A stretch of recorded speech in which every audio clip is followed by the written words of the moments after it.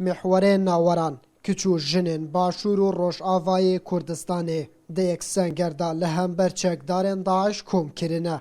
Ev kiç û jin weke xwebexiş tevlî hêza agirî li mihwerê naweran li Sunûrê Mosulê bûne. حتى نوكا أم جروانا بجدارن حتى نوكا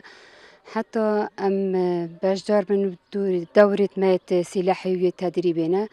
متجلا دورة جيت كرين دورة بكيسية RPG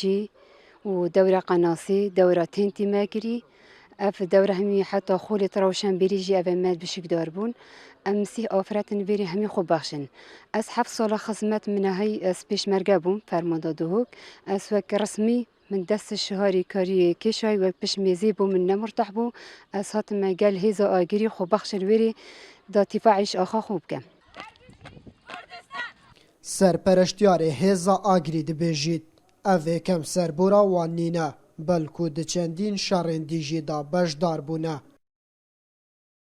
Dewroberê pişta berê neweran nava gundê Ereba da bû parastina rekî û piştevaniya berûkê şerî jî ev şerê hatî nekirin jî bejdarî tê dakir bere ev hêze berfireh bû û daha bûne 20 û 30 û 40 û 100 û ev rûke ji mareka zor yaş küçük kurêtme ev rûke berdewamın te erkê xwe da van cihêt ku bi hatîne destên şankirinê hevkariyeka baş gel mihwerê neweran heye gel supayê heye gel teşkîlatê pêkhatê leşkeriyê pişmerga heye. Bi çek û teqemeniyan kiç û jinên hêza agirî diberhevin ji bo her êrişeka çaverêkirî û li benda fermana serafxwe heya ku bejdariyê di kontrolkirina Mosulê da bikin.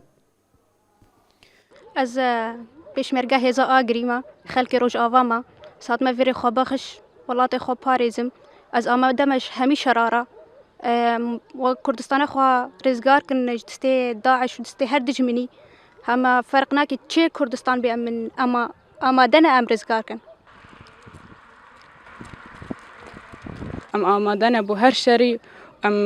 هو حاضریه خو چون موصل کن ام گرگ سر بلندن انه اف در فدا دایما مگهاینن في مرحله وان شاء الله ام كردستان رزقال کن و ام دجمنی نهلی نفخاد و ام سر بلندن و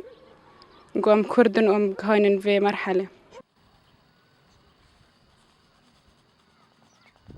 Wezareta Pêşmerge cilûberg û pêtiviyên serbazî ji bo wan berhevkirine û ji balkesên pispor hatîne perwerdekirin û şehrezayî li ser piraniya çekan hene. Tayfgoran NRT Mihwerê Naweran.